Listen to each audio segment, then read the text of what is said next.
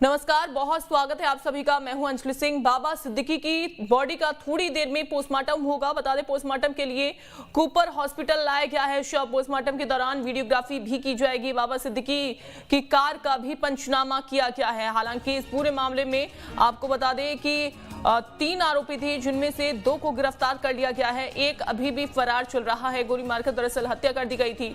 अब ऐसे में तमाम तरीके के सवाल है कि आखिरकार किसने गोली मारी है, क्या मकसद रहा गोली मारने का, या किसी ने बोला इनको गोली मारने के लिए। जो शूटर्स थे उनमें से 2 को गिरफ्तार किया जा चुका है, एक अभी भी फरार है। हालांकि पोस्टमार्टम अब किया जाएगा। कूपर हॉस्पिटल लाया गया है शव पोस्टमार्टम के लिए। पोस्टमार्टम के दौरान वीडियोग्राफी भी की जाएगी। तो ये बड़ी जानकारी आपको दे रहे हैं। और देखिए, बाबा सिद्दीकी की कार का भी पंचनामा किया जाएगा। बाबा सिद्दीकी की बॉडी थोड़ी देर में पंचनामा उसका होना है। एक आरोपी हरियाणा का करनेल सिंह है, जो बताया जा रहा है। बड़ा खुलासा हुआ है हत्याकांड का। एक आरोपी हरियाणा का है, दूसरा आरोपी यूपी का है। धर्मराज कश्यप उसका नाम है। हत्या के लिए 25-30 दिन तक रेकी की गई थी। तो देखिए, तीसरा आरोपी अभी भी लेकिन फरार चल रहा है। उसके बारे में जानकारी ली जा रही है। महाराष्ट्र सरकार के पूर्व मंत्री और एनसीपी अजित पवार गुट के नेता बाबा सिद्दीकी की गोली मारकर दरअसल हत्या कर दी गई। अब इस पूरे मामले में बड़ा खुलासा हुआ है।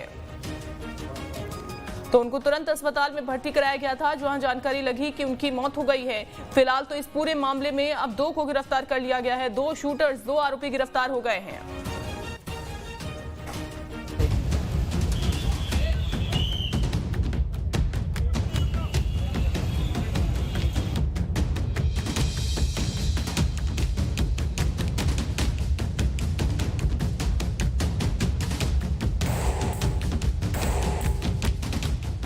बाबा सिद्दीकी की हत्या से दहल गई मुंबई। एक के बाद एक 3 गोलियां चली और एनसीपी लीडर बाबा सिद्दीकी की हत्या कर दी गई। मुंबई से लेकर दिल्ली तक सियासी हलकों में भी इस हत्याकांड की गूंज है। यह हत्या किसने की और क्यों की, ये जांच का विषय है। पुलिस इन्वेस्टिगेशन कर रही है, लेकिन सबसे पहले आप ये जान लीजिए कि हुआ क्या। शनिवार रात करीब 9:15 का वक्त, बांद्रा ईस्ट का खेरबाड़ी सिग्नल इलाका।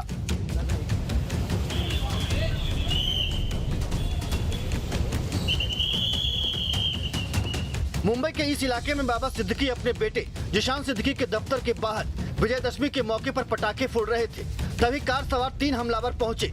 तीनों ने मुंह पर रुमाल बांधा हुआ था। हमलावरों ने किसी को कुछ भी समझने तक का मौका नहीं दिया। बाबा सिद्दीकी को निशाना बनाकर गोलियां दागना शुरू कर दिया।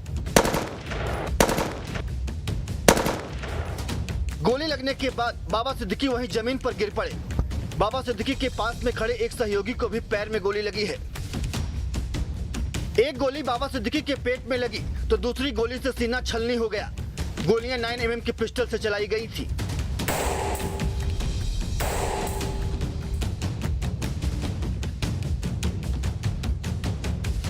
शुरू में लोगों ने इस पर ज्यादा ध्यान नहीं दिया, क्योंकि जगह जगह पुतला दहन के कारण पटाखों की आवाज में गोलियों की आवाज कहीं खो गई थी।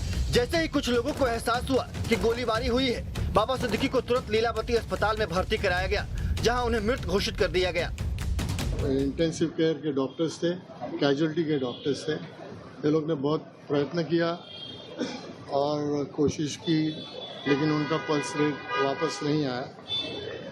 हमने उन्हें फिर आईसीयू में शिफ्ट किया और जो भी दवाइयाँ देनी थी, ब्लड प्रेशर ऊपर लाने की, खून को बंद करने की वगैरह, वो सब हमने दे दिए। लेकिन उनका निधन 11:25 को कुछ हो गया। जैसे ही ये खबर फैली कि बाबा सिद्दीकी की हत्या कर दी गई है, सियासी हलके में हड़कंप मच गया।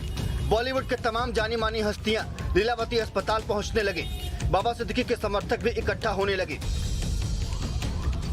पूरा मुंबई इस हत्याकांड से दहशत में आ गया।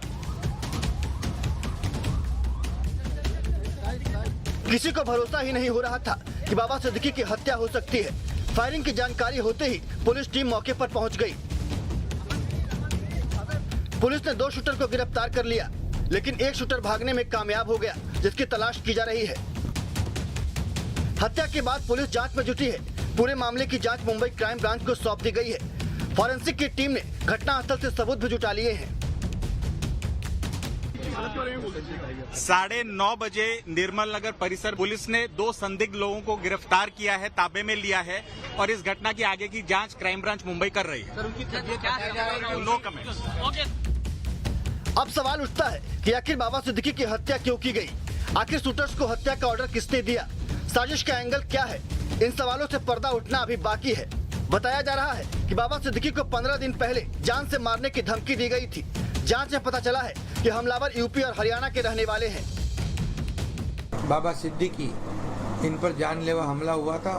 दुर्भाग्य से उनमें उनकी मृत्यु हुई है और इसमें 2 आरोपी अरेस्ट है, 1 आरोपी फरार है। ये दोनों, एक हरियाणा और उत्तर प्रदेश का है।